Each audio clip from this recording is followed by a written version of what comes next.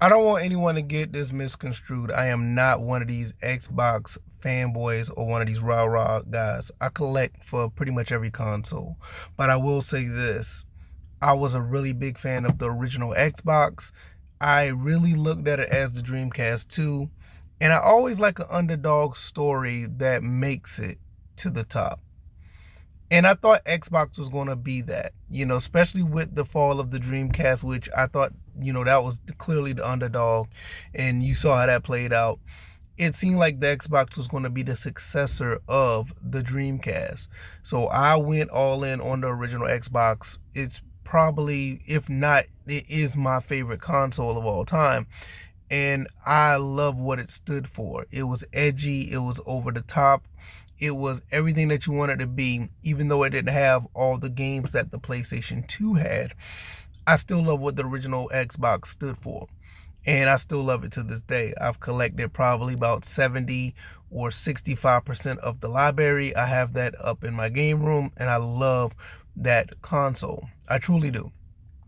But looking at everything that has happened with Microsoft and what's going on with Xbox today, it is very, very disappointing. It is a letdown, and to be quite honest, it is a little bit disgusting because Xbox did not have to do this to themselves. When you look at the original Xbox, and I understand that every single console that's in existence for the most part do sell at a loss. So I understand that Xbox was losing money on it. I'm not going to sit here and say the fact that it was losing money, it should have kept pushing what they're doing at the time. I get it for the reason why the 360 was put out, and we're going to get to that in a little bit. But during my experience with the original Xbox, the games on there were absolutely ahead of its time, and they were legendary. And you actually thought that this is a company that really shouldn't be doing anything with consoles was going to make it to the top. There was going to be one of these top tier brands where you look at their consoles and even whatever they do with Windows, it was going to be an ecosystem that was going to be a force. And even though, like I said, with Sony being the juggernaut it was in gaming and Nintendo always being there as well, Xbox was truly the underdog, and I wanted to see them make it. So they were really close with the 360. After the Xbox, well, the original Xbox didn't fare well, which I still, like I said, I still love this console. The 360 came out, and some people, maybe to this day, they look at Xbox as a failure. They look at a laughing stock. But if you were around for the 360 era, the Xbox 360 was a very, very good console, and it's probably the most gamers' favorite console out of all of the Xbox consoles that was released. From the infamous or the legendary, whichever you want to look at it, the infamous or legendary Blades, what you call it, the Blades interface. That was awesome, and I really wish they would bring that back at some point. But I don't see them doing anything at this point that'll be even resemblance of those days. But when you look at those times when you had the Blades and you had the other interface of the 360, and then in the ecosystem that they built off of the original Xbox, you had no issue, no problem paying for Xbox Live. And I think you even played for Xbox Live back in the original Xbox, but I just can't remember. I think we did. But when you paid that subscription to Xbox Live, you probably had the best online gaming. I ain't gonna say in all of gaming because PC was still there, but the way it was set up, you buy the headset, you know, the interface was just easy to use, and you played online with the 360, and it was something that even to this day I would recommend if it was still running the way it was supposed to, because I still haven't found an online service that was that solid at the time. I'm talking about the actual original Xbox 360, Xbox Live back then was so solid. It was so good. And it was to the point where everybody migrated to the Xbox 360. That ecosystem, you felt like you was paying for something that was well worth it, and it was concrete, and the ecosystem was, it felt like you bought something.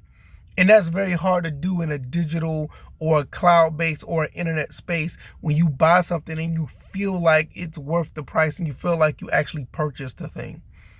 And that's what the 360 was. And it's something that, when you look at it now, it really does feel like that was one of the greatest moments in gaming, playing on the Xbox 360 with all those great games that they had. And I'm not going to get into the games in this video. I'll be here all day. But when you look at all the games and you played online and you got all the perks, you got all the things that you got playing the Xbox Live, it really made it. You got to understand, we're talking about 2006 to like 2011. Or, or even in 2012, or even pushing to 2013. During that time, it felt like, it was the best gaming platform. Even though it wasn't in sales, it just felt like it was the best. That's where you play Call of Duty at. This is where you play Forza online. This is where you play Gears online. This is where you played all the other third-party games. You went online over there. And paying for Xbox Live was a no-brainer. It really was. It was it. Xbox they really stepped in it, not with the Xbox One, but they stepped in it when they started with Games for Windows Live. And I'm not going to go down that rabbit hole. You can Google that if you don't know anything about Games for Windows Live. It just, long story short, it was abysmal. It was terrible for PC gaming and to an extent a little bit for console gaming. But yeah, we're not going to go there. But it was, when you jump from the original Xbox, which was a great system for its time, it just wasn't there when it compared to the PS2. You could jump to the 360, which was absolutely legendary, from the games to the service down to the controller, which, oh my God, the 360 controller is probably still one of the best controllers ever. They were on top of the world, even though the Red Ring of Death situation, even though all this other stuff that's been going on with the Xbox 360, they still was on top of the game when it came to gaming online. It was, especially on consoles, it was nothing else better than that. You jump to the Xbox One, and I'm not going to get into much further than that. I'm just going to give you my opinion about what's going on now from the Xbox One forward. The reason why it's downright disgusting, because they had it to where they could have been a very good foot.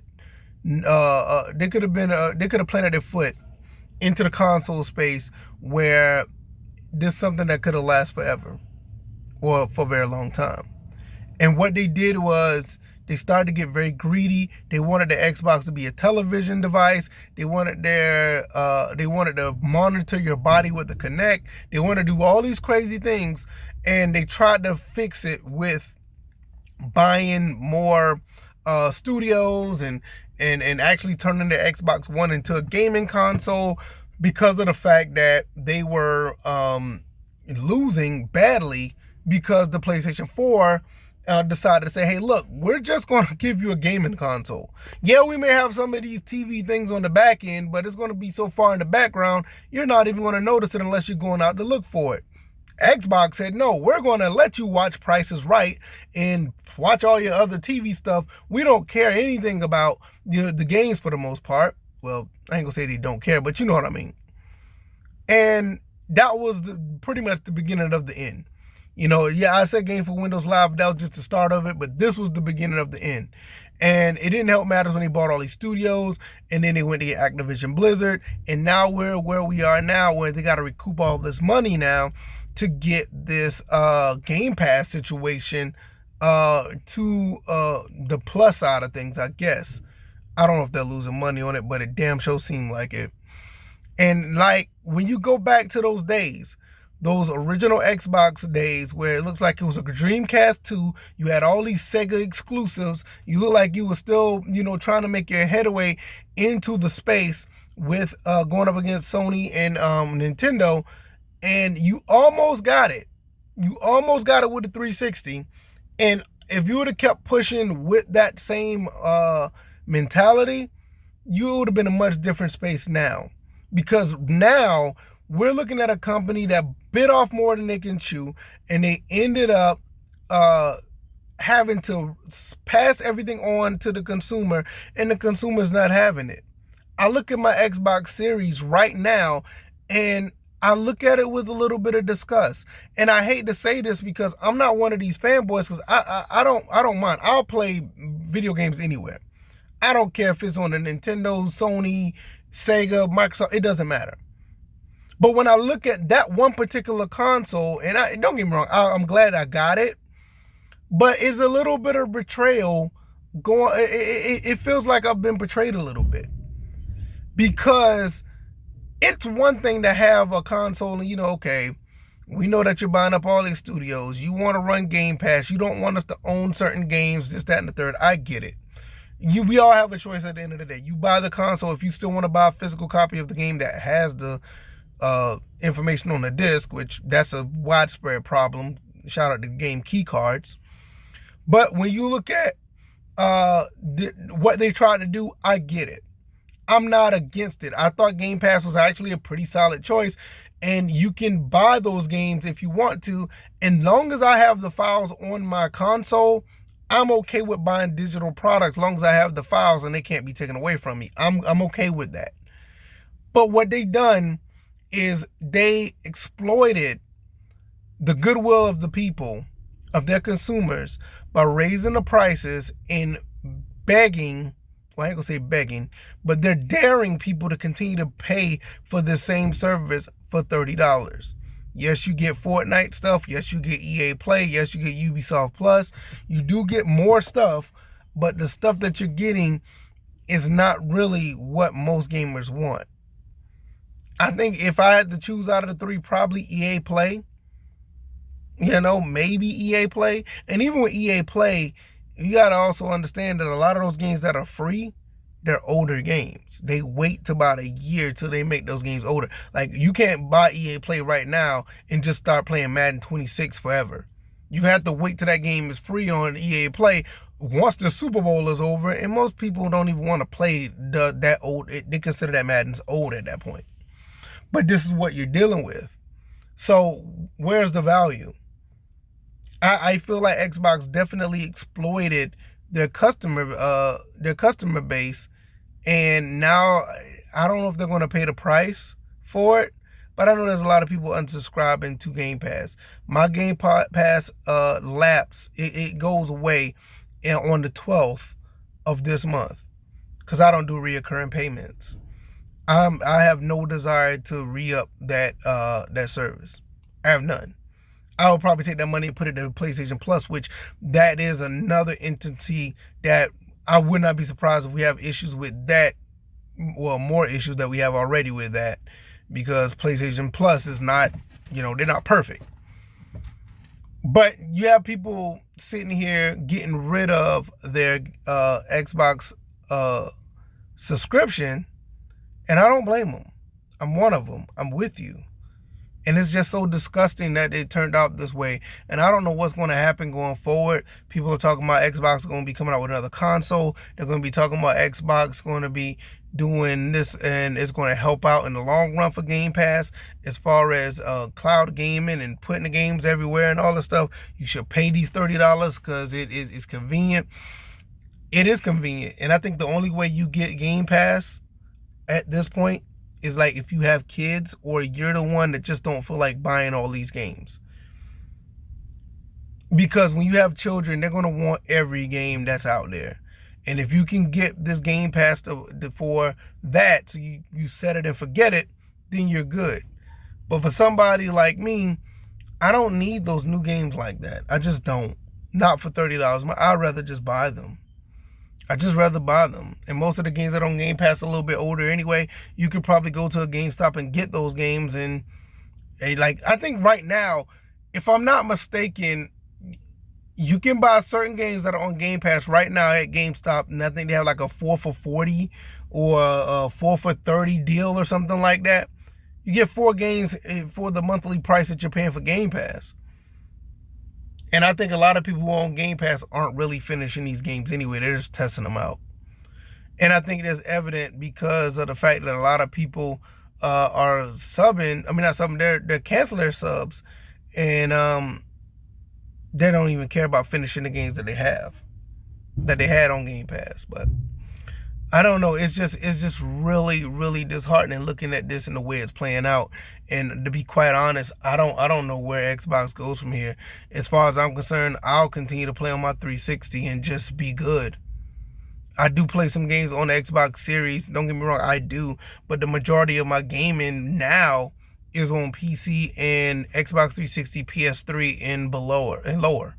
I don't have no desire to play the PS4, the PS5.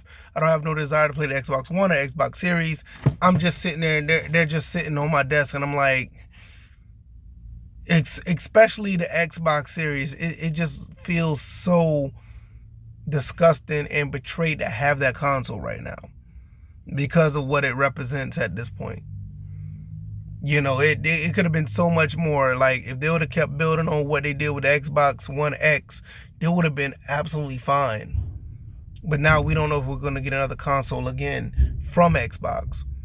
And I wouldn't be surprised, and it probably wouldn't even bother me if we don't get another console from Xbox at this point. They just do the ROG Ally and this, that, and the third. But they say they're coming out with another one. And I don't know. We'll see how that plays out. I don't have any plans on even looking that way, the way it's set up. It's just such bad consumer PR. It's just horrible. It's so bad. Let me know what y'all think. Do y'all feel the same way? Do y'all feel betrayed by Nintendo? I'm sorry, betrayed by Xbox. Hell, you can feel betrayed by Nintendo as well with the Switch too, right? But have you feel betrayed by them? Do you look at the Xbox Series X or the S like in a good light now? I mean, how do you feel about this? Because me, I love those consoles. It just feels off. It feels wrong. I'll see y'all guys on the next one. Y'all take it easy and be blessed. Peace.